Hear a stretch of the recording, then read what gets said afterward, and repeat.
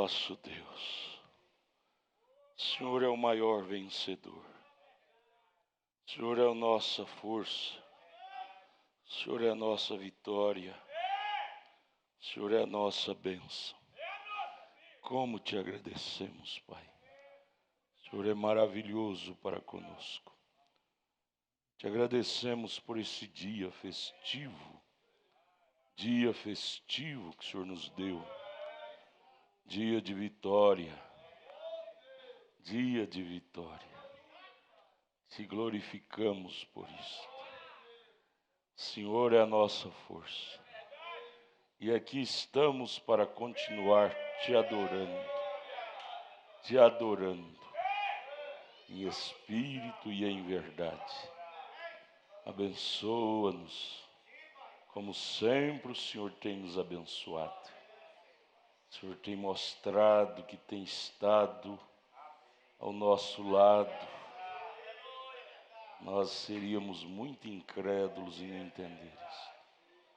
Acima de nossas falhas, acima de nossos pecados, o Senhor tem passado por tudo isto para estender a mão para nós.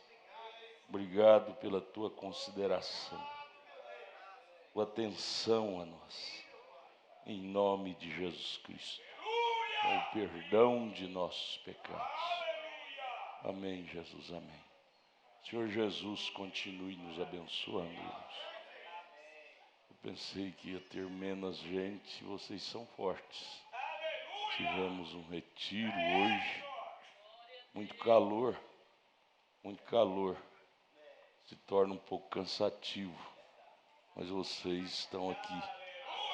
Parabéns por ver vocês aqui.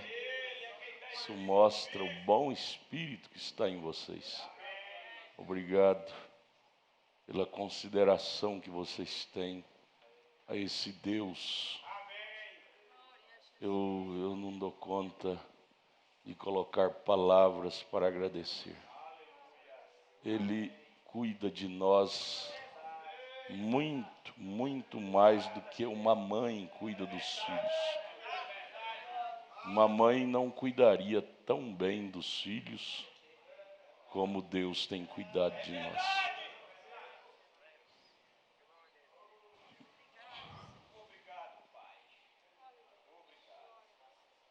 Deus é bom.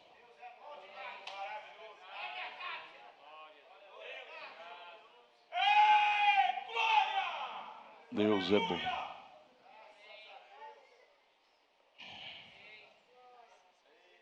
Deus é maravilhoso. Tivemos um retiro muito maravilhoso hoje, mas o diabo quis interferir.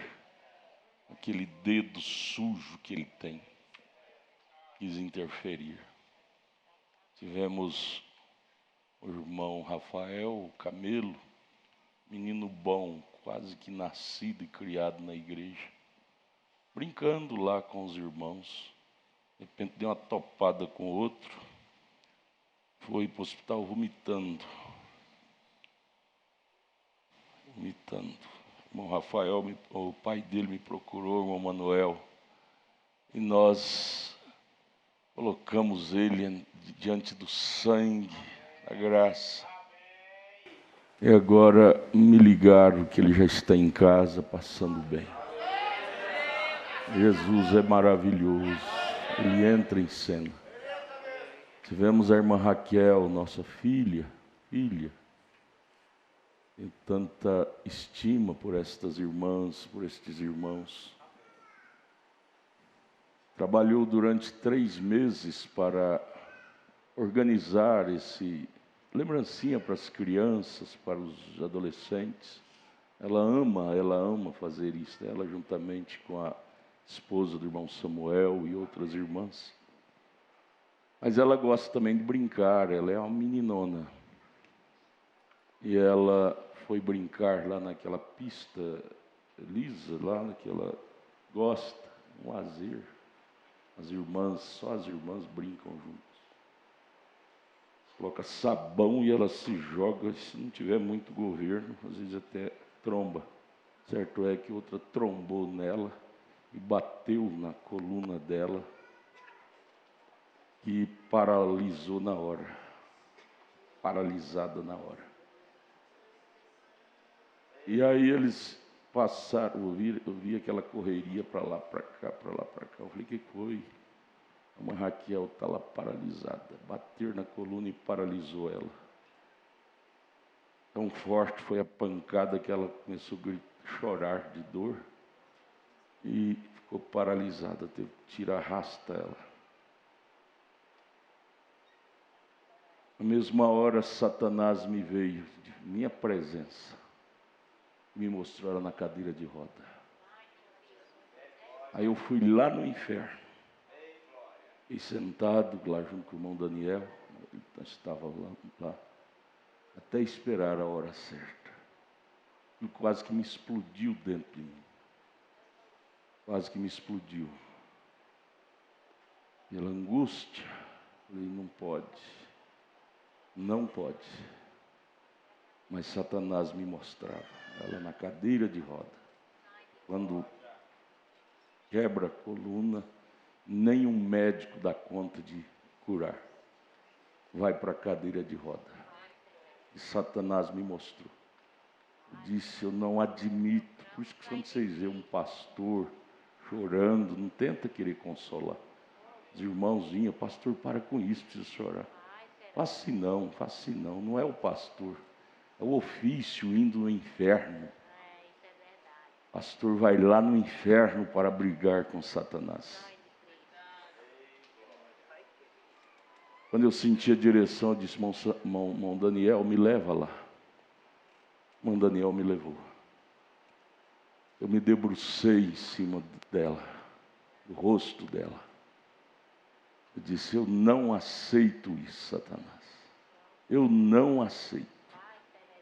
Eu não aceito. Eu fui no inferno mesmo. Houve um dia que eu fui no inferno, foi hoje a favor da irmã Raquel. Menina tão trabalhadeira, tão dedicada, e o diabo queria colocá-la na cadeira de roda. Me mostrou várias vezes. Certo é que eu saí com a minha alma partida, e lutando e brigando com o diabo. E sentei angustiado, irmãozinho, pastor, para com isso, está tudo bem. Ele não está bem. Eu não podia falar nada, os irmãos não iam entender. Certo é que de repente chega a irmã Cátia, que acompanhou ela, a ambulância veio para levar para o hospital. A irmã Cátia disse, pastor, ela falou comigo lá no hospital, ela não sentia as pernas dela mais. E quando quebra a coluna, não sente as pernas. Corta toda a conexão. Eu disse, mas quando o senhor debruçou em cima dela, quando o senhor saiu, ela passou a sentir as pernas. Ela não sabia. Agora ela acabou de me ligar aqui agora, a irmã Raquel. Ela me confirmou, ela disse, quando o senhor terminou de orar, eu senti minhas pernas. Eu disse, minha filha, eu fui no inferno por você. Satanás me mostrou você na cadeira de roda. Mas eu briguei com Satanás e te tomei de volta. Agora ela disse, pastor, o médico disse que eu não preciso ficar nem internada, só tem uma lesão na carne. Então o diabo é sujo, mas nosso Deus é poderoso. Nosso Deus é maior. Nosso Deus é maior. Devemos confiar mais nesse Deus. Devemos amar mais esse Deus. Devemos considerar mais esse Deus. Devemos reverenciar mais esse Deus. Eu quero dizer para vocês, aqui não é uma brincadeira. Foi uma das palavras que eu usei lá em cima dela. Eu digo em cima, força de expressão. Ela estava deitada de costa. Eu debrucei em cima do rosto dela. O desespero foi tanto. O diabo me tinha mostrado ela na cadeira de roda e aquilo me rebentou tudo por dentro. Uma das palavras que eu usei para Satanás, eu disse: Satanás, nós não estamos aqui num piquenique, numa brincadeira, nós estamos aqui num lazer dos filhos de Deus, um lazer cristão. Estamos aqui por uma direção, nós não estamos aqui por uma brincadeira. Eu fui no inferno por ela, e Jesus resgatou ela de volta. Ela não vai ficar nem internada, ela já vai voltar com seu marido. Depois seu filho chorando me abraçou, dizendo: pastor, eu vi 2 vezes a ambulância carregar gente. Foi meu avô e minha, não sei quem outro que ele falou. Vó. Mas quando levou, nunca mais trouxe com vida. Aquilo me arrebentou de novo por dentro. Disse: meu Deus, esse menino está traumatizado. Disse: meu filho, eu agarrei ele, disse: meu filho, tenha calma. Tenha calma. Há momentos que vocês não sabem de nada.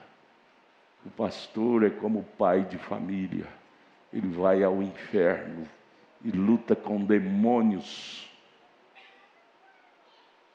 E certo é que a irmã Raquel já vai voltar para casa. Vamos dar glória a Deus.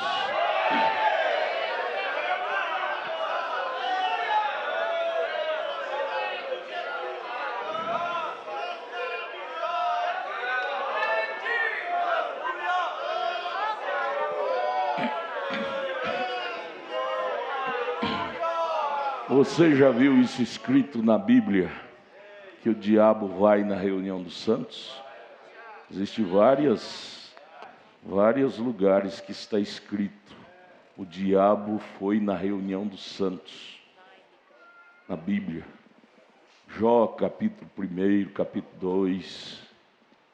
Lá no tempo de Acabe, quando Deus precisava de um espírito de mentira para enganar os profetas de Acabe, o diabo chegou e se apresentou quando os filhos de Deus estavam reunidos.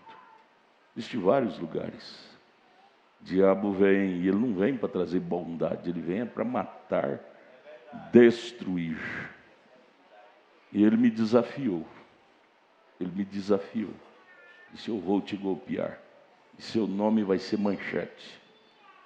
Eu disse: eu não aceito isso. Eu não estou aqui com brincadeira.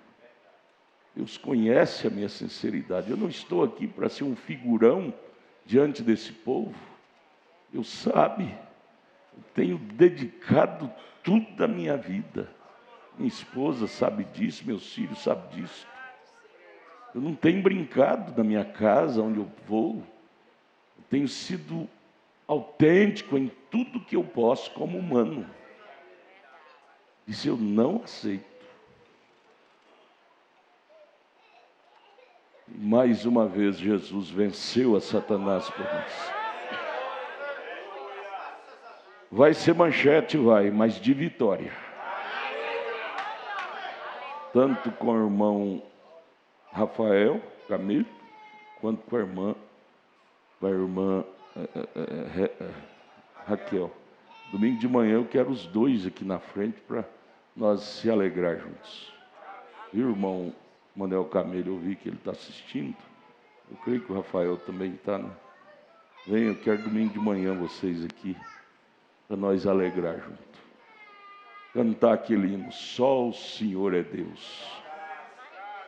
Viu, Tiago, domingo de manhã, conjunto, Tiago, é que vocês cantam aquele hino: só o Senhor é Deus. Moisés se encontrou, todo líder de Deus se encontra às vezes entre a cruz e o punhal, diante do Mar Vermelho. Mas quando abriu o Mar Vermelho, o povo atravessou cantando: só o Senhor é Deus. Só o Senhor é Deus. Só o Senhor é Deus. Só o Senhor é Deus. Mais uma vez nós temos razão para cantar: só o Senhor é Deus. Vamos dizer juntos: só o Senhor é Deus. E o bom é que é como João disse: no que é verdadeiro nós estamos. O irmão Brana diz: quando você está na verdade e o diabo tenta trazer problema, fique tranquilo, Deus pelejará por ti. Fique tranquilo, Deus pelejará por ti. Eu sei que o diabo me odeia, eu sei. Mas eu, graças a Deus que ele me odeia. Terrível seria se ele me amasse, seria terrível. Eu também não gosto dele. Ele é sujo. Sujo. Mas eu tenho um Deus que me protege contra ele. Vamos ficar de pé, vamos ler a Bíblia. Vamos dizer graças a Deus pela vida da irmã Raquel, pela vida do irmão Rafael. Amém. Amém, irmãos? Vamos ser mais agradecidos, gente. Nós temos razão sobeja para ser um povo super agradecido. Deus peleja por nós. Hebreus 10. Porque tendo a lei a sombra, vamos prestar bem atenção nessa colocação, sombra não é o real.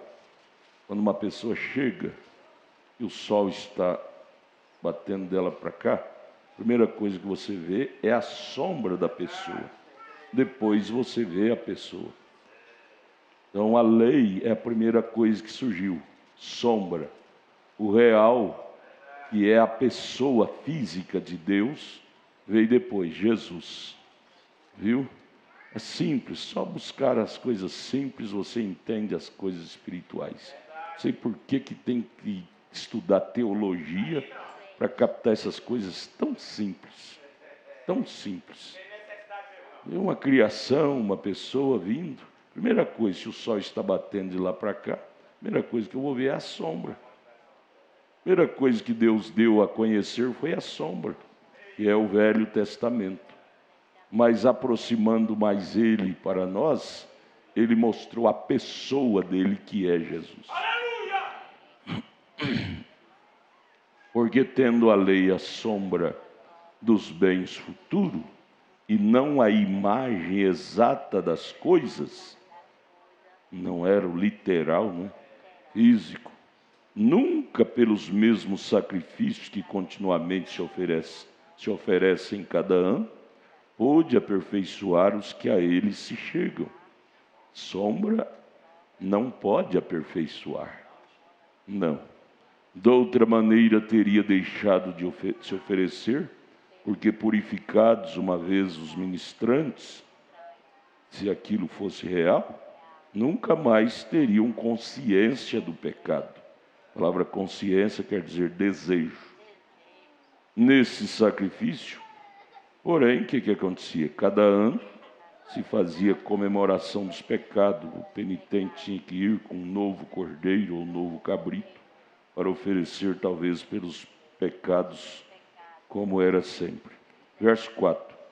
Por que tinha que fazer isso? Paulo disse aqui no verso 4. Porque é impossível que o sangue de touros, bodes, tire os pecados. E se tirasse, não sabe de Jesus vir no Calvário. Pelo que entrando no mundo, diz, Jesus entrou, quando ele entrou em cena, ele diz, sacrifício e oferta não quiseste. Ele não passou, ele disse isso é Isaías capítulo 1, verso 13. Sacrifício, oferta, estou enojado. Deus falou isso através do profeta Isaías, profetizando que quando Jesus chegasse seria assim. Aí Jesus disse, não quero sacrifício, oferta, mas agora é corpo me preparaste. Eu não quero sangue de bode, de animais, eu quero é vossos corpos para mim entrar em vocês e vocês continuar meu ministério.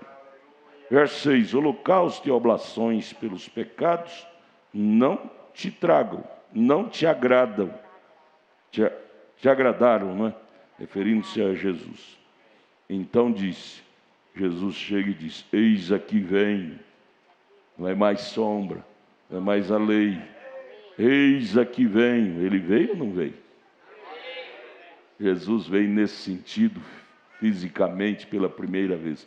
Você tem que entender que Jesus vem 3 vezes. 3 vezes fisicamente. Espiritualmente, ele várias vezes houve a manifestação dele. Porém, fisicamente, ele veio a primeira vez para salvar o mundo. A segunda vez ele virá nas nuvens para buscar a quem ele salvou. 1 Tessalonicenses 4,16. E a terceira vez ele virá com os seus para morar nessa nova terra e novos céus. 3 vezes. Mas aqui está referindo a primeira vez que ele veio para salvar o mundo. Eis aqui venho. No princípio do livro está escrito de mim, para fazer, ó Deus, a tua vontade.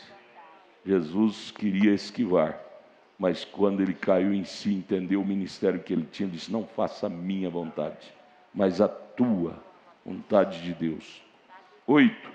Como acima de sacrifício e oferta e holocaustos e oblações pelos pecados não quiseste, nem te agradaram, os quais se oferece segundo a lei. Então disse: eis aqui vem. Veio ou não veio? Há 2000 anos no Calvário, para fazer, ó Deus, a tua vontade.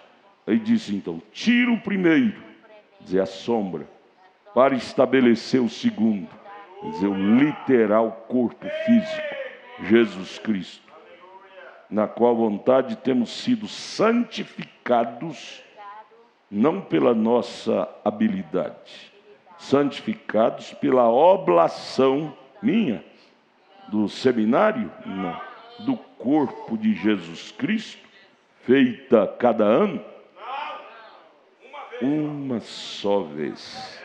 Senhor Jesus, nos abençoe, enquanto humildemente vamos estudar tua palavra. No nome de Jesus, amém. Podeis assentar.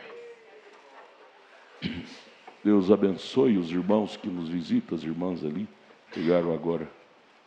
Deus abençoe. Nós estamos estudando a mensagem pregada pelo profeta de Deus, com o título Perfeição. O profeta pregou vários sermões, quase todos foram traduzidos em quase todos os idiomas, e um deles foi este: perfeição. Agora eu quero dizer que o profeta, como um profeta de Deus, ele nunca falou coisa que chocaria com a Bíblia. A qualidade de um verdadeiro profeta é falar somente o que diz a Bíblia. O que qualifica um falso profeta, porque a Bíblia diz lá em Amós capítulo 3, verso 7, que o instrumento que Deus usa na terra não é teólogo, é profeta. Amós capítulo 3, verso 7. Então esse instrumento, para nós como seres falíveis e humanos, saber se esse profeta é de Deus, porque está escrito em Mateus 24, que no fim dos tempos haveria falsos profetas. Como é que nós iríamos distinguir o falso do verdadeiro? É pela qualidade de ensinamento que este homem traz. Se choca com a Bíblia, não importa se ele é branco ou de cor, se é bonito ou feio, se é rico ou pobre. Paulo disse em Gálatas 1:8, ele diz: se chocar com a Bíblia, Paulo diz, é anátema, é falso. Filipenses 1:8. Paulo nos dá a arma para detonar com coisas erradas. Ele diz: tudo que chocar com o que eu tenho ensinado, Bíblia, ele disse, é falso. Então, é a maneira simples de nós detectar quando a coisa é de Deus ou não. É pela qualidade de ensinamento, se choca ou não com a Bíblia. Então, às vezes, é preciso nós sermos bons leitores da Bíblia. E outra coisa, não que querê-la interpretar por nossa própria maneira, mas como ela realmente é. E uma das coisas que me chama muito a atenção nos ensinamentos do profeta desta era, nós temos a foto dele aqui, isso que não é para idolatrar. Nós não idolatramos homem. Isso aqui é para consideração, é testemunho dessa coluna de fogo fotografada sobre a cabeça dele. Testemunho, isso ficou na América do Norte, nos Estados Unidos, os institutos de religiosos, de artes religiosas, muitos anos exposto como a única foto sobrenatural. Essa coluna de fogo, Deus, grande Deus, pousou ao lado deste homem para tirar essa foto. Agora, não é também só por isso que nós cremos que ele é de Deus, não. Não. O que prova que ele é de Deus é a sua doutrina. Se choca com a Bíblia, pode ter fogo na cabeça, no rosto, no corpo. É falso. Você já não leu lá na Bíblia, em Apocalipse 13, que a besta do Apocalipse, que é o homem aí que anda pelo mundo, lá do Vaticano, vai fazer até fogo descer do céu? É escrito em Apocalipse 13. Poder, isso é dom carismático. Dom carismático, segundo está escrito em 1 Coríntios, capítulo 13, dom carismático. 1 Coríntios 13, com um dom carismático, Paulo diz, você pode mover até montanha. Ele disse lá, ainda que eu tivesse uma fé de mover montanhas e não tivesse amor. Amor é Deus. Você pode mover montanha e não ter Deus. Não ter Deus. Porém, o que prova não é dom carismático. Estamos num mundo cheio de pregadores com dons carismáticos e sendo idolatrado, e as pessoas engolem com casca e tudo, sem ter discernimento na doutrina que eles estão ensinando. O que nos leva para o céu não é dom carismático. Não.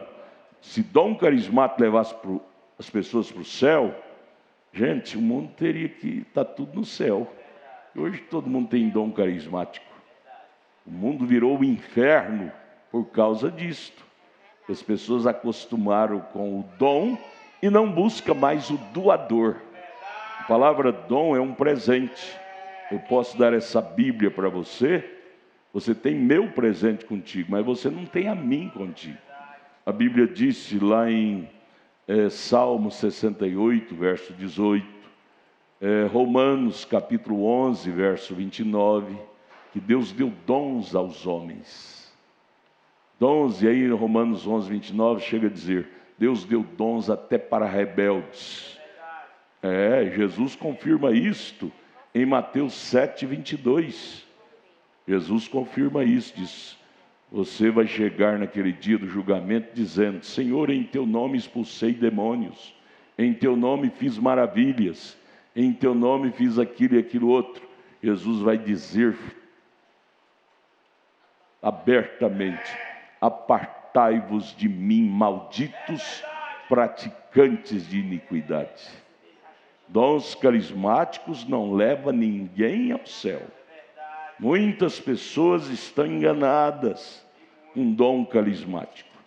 Porém, dom carismático é um acessório. Jesus cura enfermo. Você crê nisto? É promessa da Bíblia, Marcos 16. Porão as mãos sobre os enfermos e serão curados.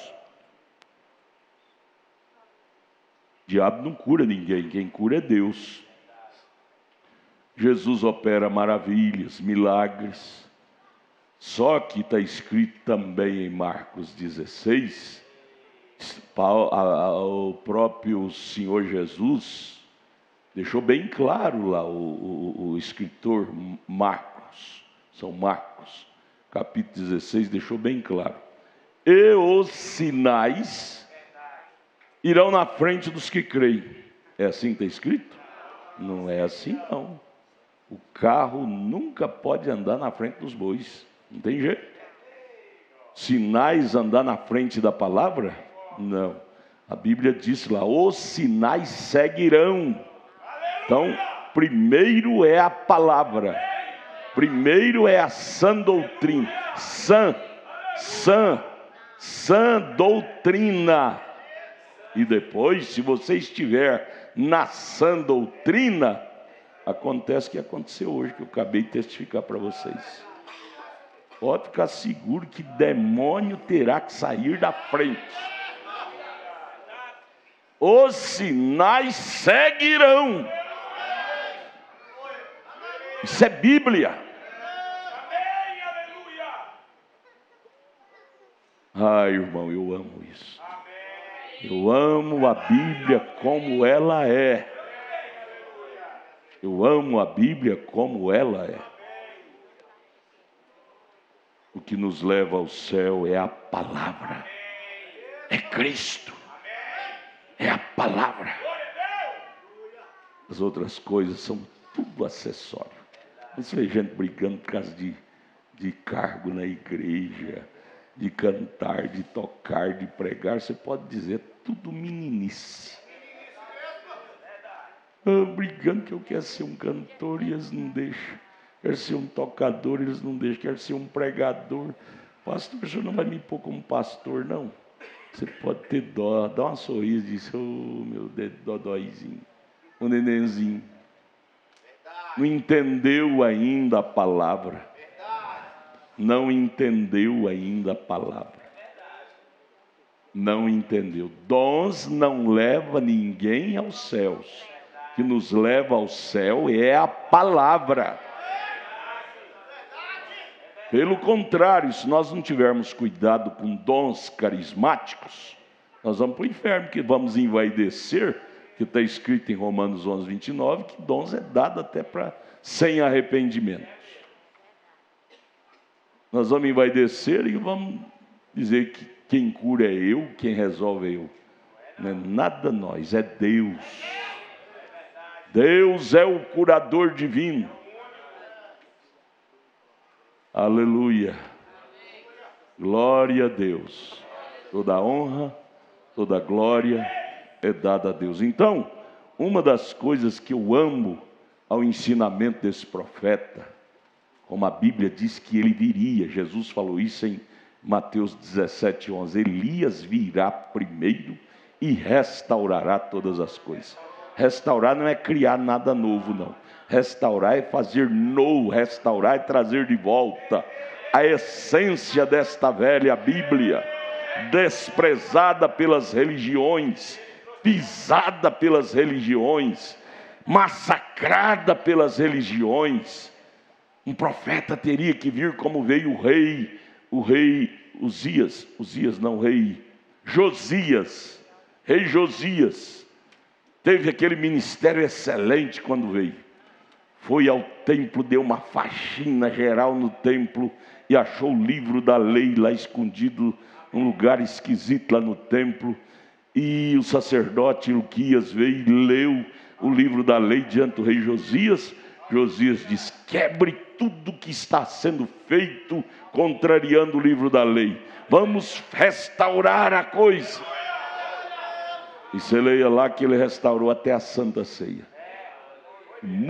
Por muitos anos não ministrava uma Santa Ceia como ministrava, como o livro da lei dizia. E uma das coisas que esse profeta veio também trazer esse livro da lei, que é a Bíblia, que as religiões infelizmente têm pisado em cima, passado por cima, trocado ela por interpretações privadas de teologia e pregadores sem Deus. Profeta William Marion Branham, Elias, arrancou esse livro lá do lixo que estava, lixo religioso, deu uma limpada e diz, vamos ler a Bíblia. Vamos ler a Bíblia. Vamos obedecer o livro da lei. Como o rei Josias restaurou a ceia, esse profeta viu, mostrou para nós, está aqui na Bíblia. Não vim trazer nada novo. Batismo em nome do Senhor Jesus Cristo, Não é eu que estou trazendo, não, está aqui, ó. O que esse profeta veio foi só pôr o dedão na Bíblia e mostrar para nós, está aqui, ó.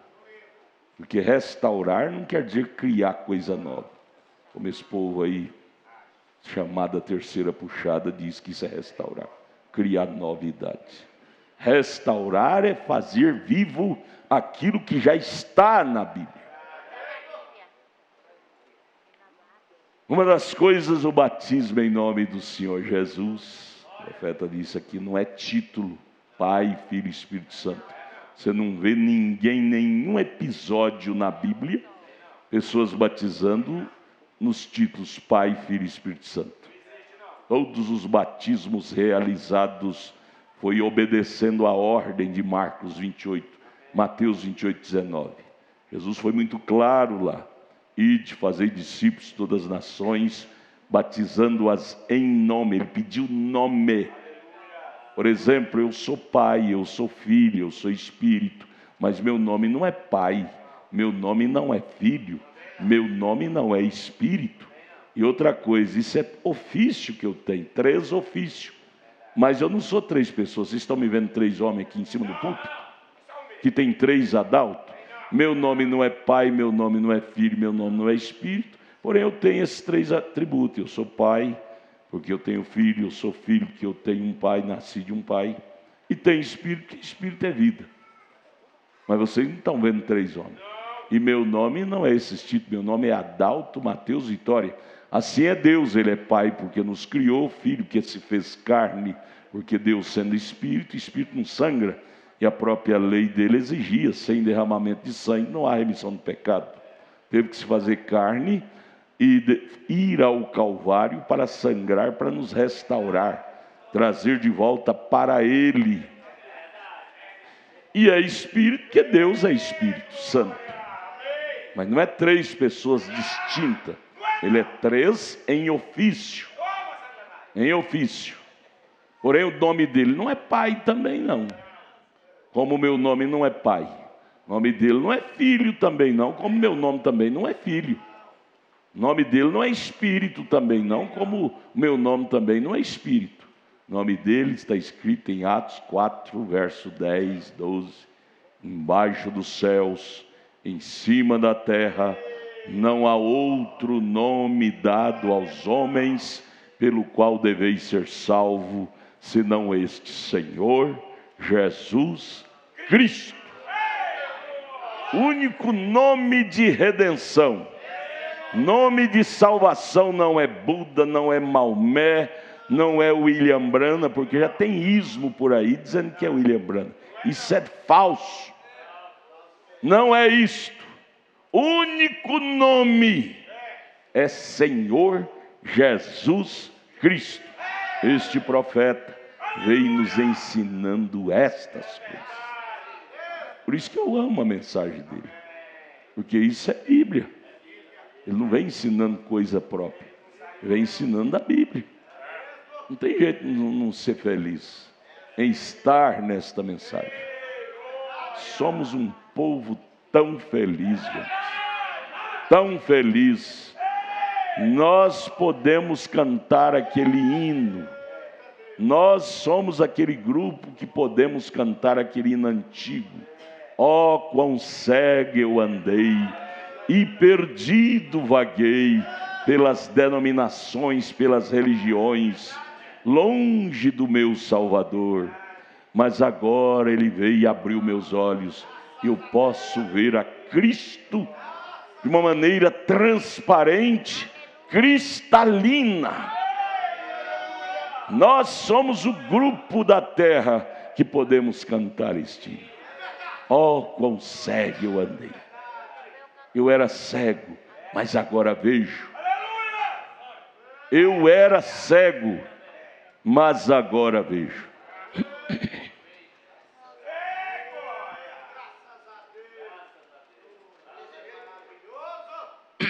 Desculpe. Então nós vamos aqui no parágrafo 101. Agora tendo a lei a sombra. Veja bem que sombra não é a pessoa física.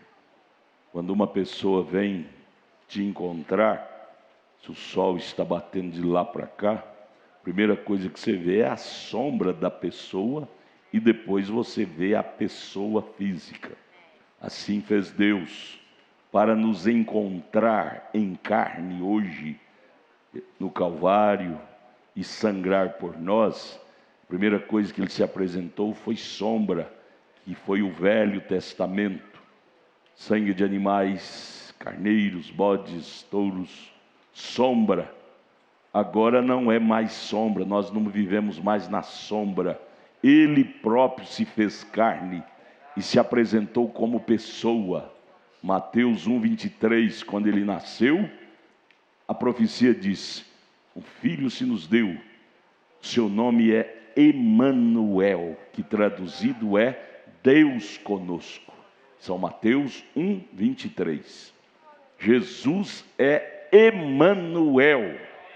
Ele não é uma suposta segunda pessoa da Trindade, ou terceira pessoa dessa doutrina que foi criada no ano 325, depois da morte de Cristo, pelo imperador Constantino Romano, no concílio de Niceia, que foi estabelecido.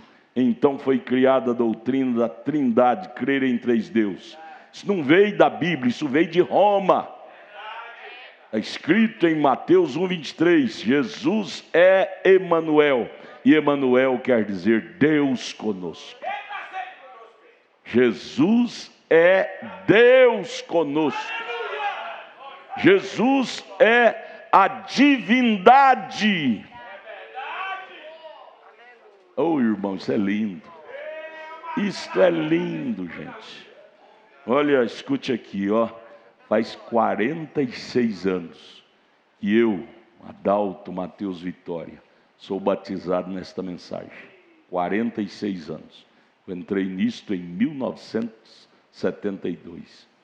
Cada dia eu me admiro desta mensagem, desta Bíblia. Eu me orgulho porque eu vejo Deus em cada parágrafo, por causa do ensinamento central bíblico. Isso é lindo. Cada dia isso me faz mais crente na Bíblia. O profeta não veio nos tirar da Bíblia. Ele nos veio foi nos colocar dentro 100% na Bíblia. Leia seus sermões, leia.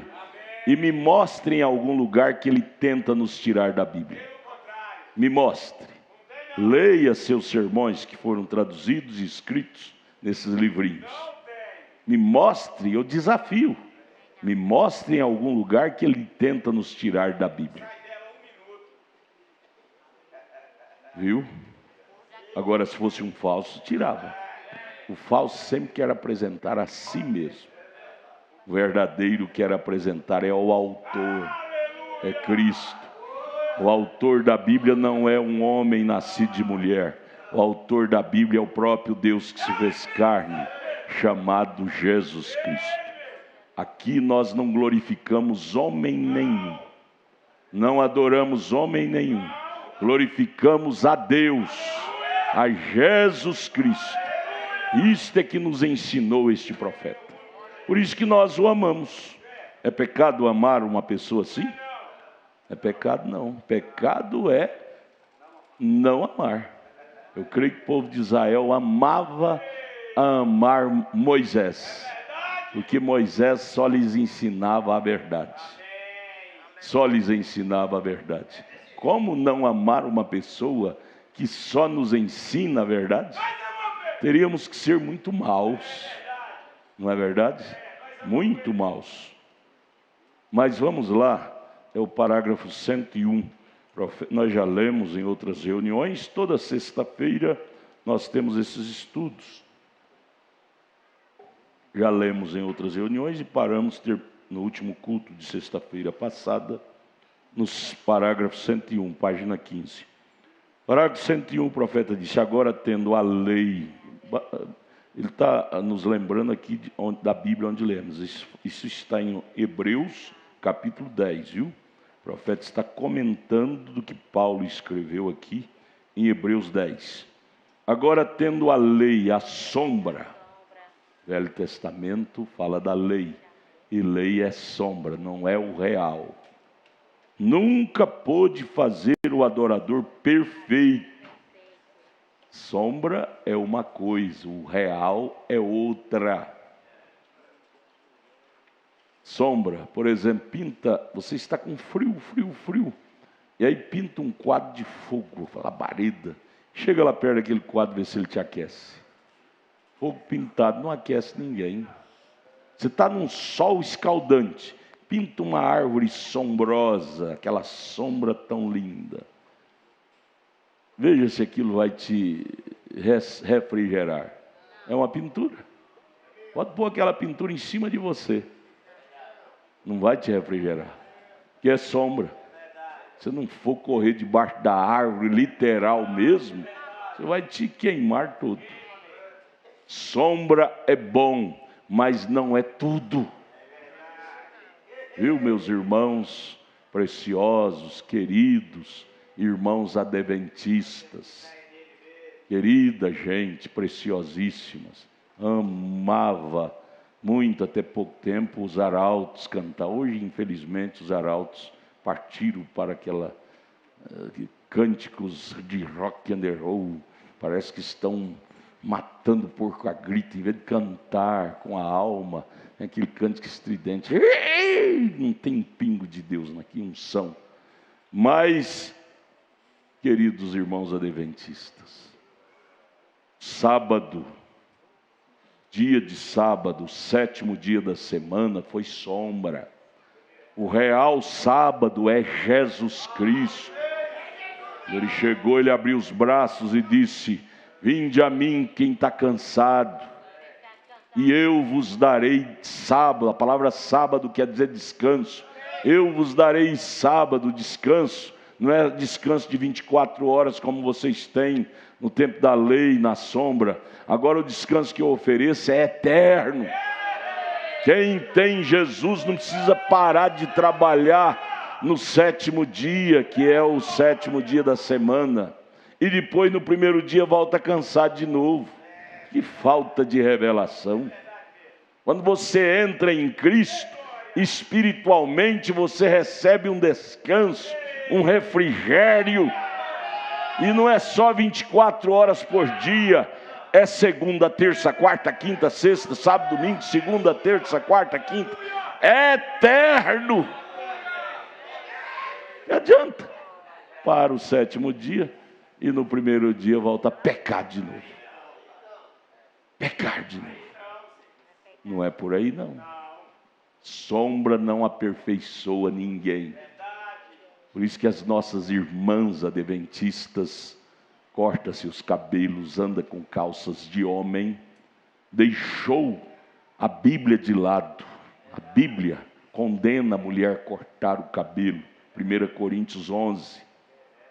Se sombra fosse tudo como eles dizem que é, elas teriam aparência de santidade. Elas e o mundo é a mesma coisa. Sombra não aperfeiçoa ninguém. Precisamos dar um passo a mais para buscar o real, literal da coisa.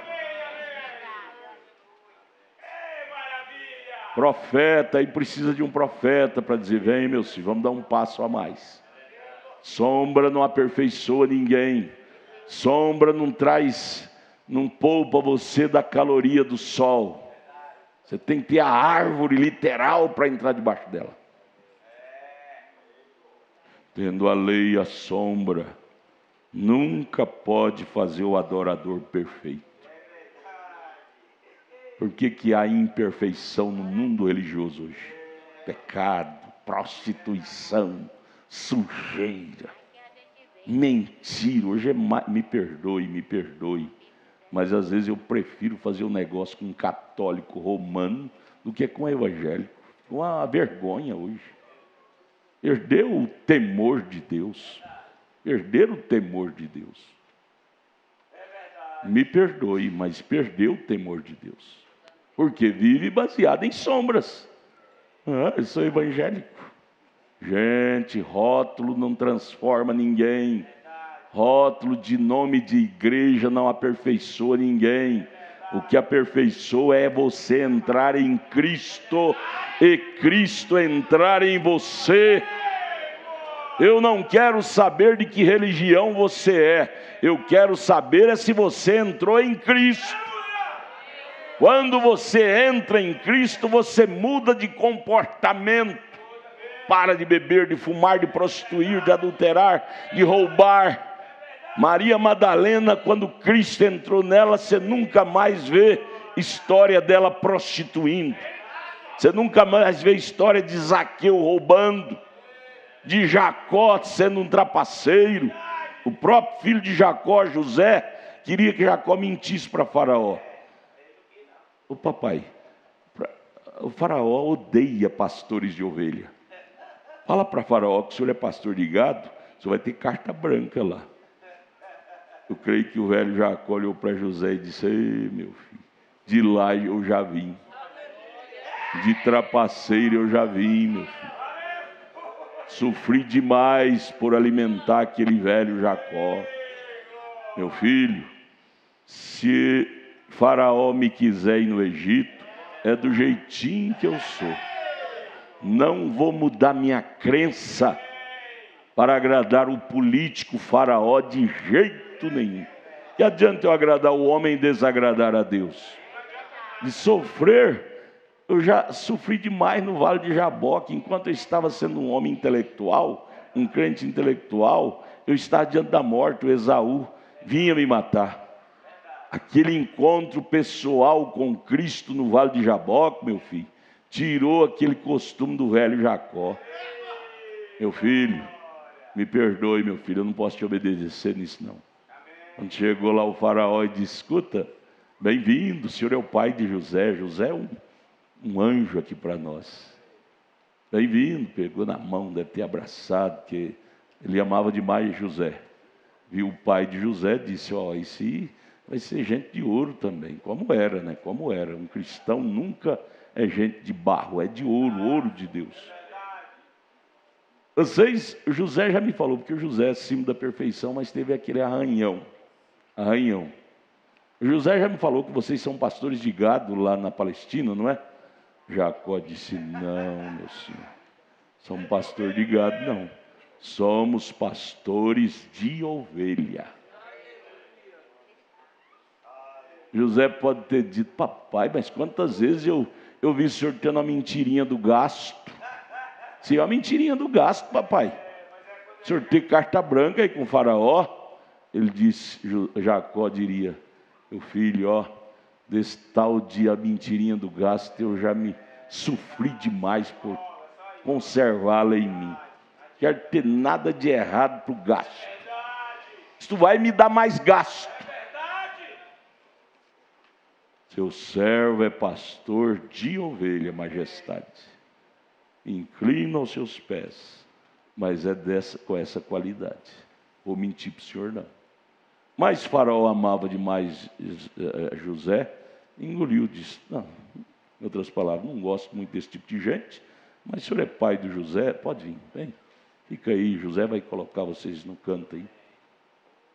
Veja, você nunca mais viu Jacó mentindo quando ele entrou em Cristo. Esses crentes, rica da lambaia, falam em língua estranha, dons carismáticos, no púlpito, mas lá fora você vê ele mentindo nos negócios, falando da vida alheia, namoriscando com a mulher do outro. Gente, o que é isso? Imoralidade no Evangelho? Não, dons carismáticos não levam ninguém ao céu.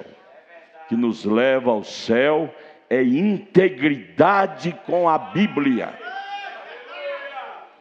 Dons engana demais. Nós não somos salvos por termos dons. Aliás, você já estudou a biografia de João Batista? Você já viu em algum lugar João Batista tendo algum dom carismático? Mostre para mim. Onde foi que João Batista orou por alguém e foi curado? ou João Batista falou em língua, coisa assim. Não estou discriminando dom. Dom é acessório. Só que dom não é o carro-chefe para nos levar ao céu, não. Você nunca vê isso em João Batista. Seu ministério foi curto, mas Jesus disse que foi um dos maiores profetas nascido de mulher. Dons são acessórios. Acessório. Nenhum crente nascido de Deus baseia seu destino eterno em dom carismático. Isso é tonteria, é meninice. Porém, também nós não desprezamos os dons, nós consideramos. Porém, eles não são nosso carro-chefe. Nosso carro-chefe é a sã doutrina da Bíblia. Por que nós amamos muito esse profeta? Porque ele nos ensinou isto, carro-chefe. Carro-chefe não é dons carismáticos. Esse próprio profeta, só no ministério dele, através do dom de cura que Deus deu a ele, ressuscitou 5 mortos. 5 mortos. Mas ele próprio disse, se eu não atentar para essa palavra, eu vou para o inferno. Paulo falou isso em Coríntios, Paulo falou a mesma coisa em Coríntios 13. Ainda que eu falasse a língua dos homens e dos anjos e não tivesse Deus, que é amor, vem do grego, que trata-se do ágape. Ágape, amor ágape, é o próprio Deus morando em nós. Ele disse, seria como sino que soa, como metal que tine, não valeria nada. Tendo dom carismático. Por isso que Paulo, terminando Coríntios 12, veja lá, você vai lendo Coríntios capítulo 12, verso 1, vai lendo, ele fala dos 9 dons carismáticos. Lá no último versículo do capítulo 12 de 1 aos Coríntios, Paulo disse assim, agora eu vos vou falar de algo maior. Depois dele falar sobre os 9 dons, são maravilhosos, proveitosos, mas por que ele usou essa frase? No último verso do capítulo 12, agora eu vou falar de coisas mais excelentes. Aí ele já entra no capítulo 13 de 1 aos Coríntios, ainda que eu falasse a língua dos homens e dos anjos, profetizasse e transportasse montes e não tivesse Deus. O que você quer dizer com isso, Paulo? É que você pode ter essas coisas e não ter Deus. Você pode ter os dons e não ter o doador. Você pode ter meu presente contigo e não ter a mim. Sabia? É desse jeitinho a coisa. Então Paulo está nos convidando para focar algo de maior valor, que é Cristo. Cristo não se trata de um mero dom carismático. Cristo se trata da Bíblia, da doutrina da Bíblia. Então é tempo de dar um passo a mais. Infelizmente, nossos irmãos pentecostais pararam nos dons. Pararam. Quando Deus estava naquele degrau dos dons, era maravilhoso. Eu lembro, eu era criança, eu lembro. As línguas eram verdadeiras, as profecias cumpria de fato. Eles não sabiam da vida do outro e profetizavam, e aquilo era verdade. Hoje virou uma coisa tão baixa. O outro sabe da vida do outro e começa, eis meu servo. Tudo mentiraiada. De verdade, dali você tira talvez 2% ou 1%. Por quê? Porque Deus já deu um passo mais na frente. Você sabe que uma plantação, a semente, você planta o grão de milho. Vocês conhecem de plantação, não conhecem? Planta o grão de milho, aquela semente que você plantou na terra, ela se transforma em caule, logo nasce aquele caulezinho, aquela folhinha. O grão já acabou, que morreu, apodreceu, morreu.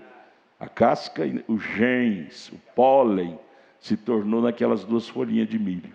E aquilo vai crescendo, caule, e depois logo aparecem as folhas do milho, e depois lá na ponta aparece um pendão, lavoura verdinha, bonita. Isso foi na era pentecostal. igreja verdinha, alegre. Você entra na lavoura de milho verdinha, quando está embonecada, meu Deus, é cheirosa. Aquela boneca, aquelas folhas verdes. Até os 12 anos eu fui criado na lavoura. Ajudei meu pai a plantar, cultivar. Cheiroso, os passarinhos vêm, voam. As borboletas tiram o néctar da flor lá de cima do milho. Porém, a vida não está mais naquele grãozinho. O grãozinho apodreceu. A vida sobe pela cana do milho, pelo pendão, só que a vida não está no pendão. Depois aparece a bonequinha do milho, e a vida também não está na boneca do milho.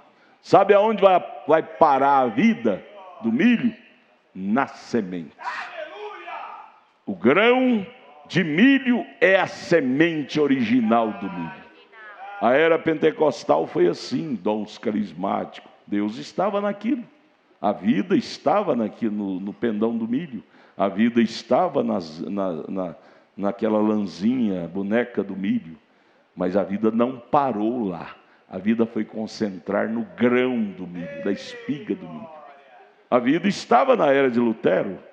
A vida estava na era de Wesley, na era pentecostal. Porém agora a vida está na palavra, na revelação da palavra da hora, através da sua mensagem. E nós estamos agora na era do grão, na era da semente. A palavra revelada é a semente original novamente. Oh, irmão, pena que o horário já chegou, nós temos que encerrar o culto. Senão nós ia até amanhã cedo. Eu amo isto, irmãos. Eu amo pregar aquilo que eu creio. Eu amo. Eu não me canso, porque isto é parte da minha vida. Vamos ficar de pé. Amanhã tem mais, né, irmão Samuel? O irmão Samuel vai dar nossos avisos. Amanhã é culto lá em Taguatinga. E amanhã, domingo, aquela escola maravilhosa aqui. Vem, domingo, 8 horas da manhã. Para nós continuar essas prosas. Eu lembro lá da roça. Eu vou para o compadre ia visitar outro compadre. Aí despedia, apertava a mão. Dizia, compadre, um dia, depois eu volto aqui para nós prosear mais. Depois eu volto aqui, compadre, para nós prosear mais. Domingo de manhã, volte aqui para nós prosear mais sobre estas verdades da Bíblia. Viu? Volte domingo de manhã, 8 horas da manhã, para nós prosear mais sobre isso. Evangelista, irmão Samuel, termina. Amém. Vamos dizer graças a Deus. Graças a Deus, Senhor nosso Deus e Pai.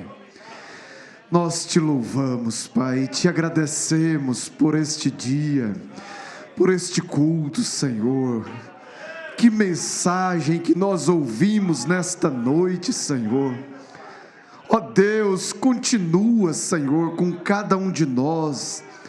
Leva-nos em paz, guardados, protegidos para os nossos lares, Senhor.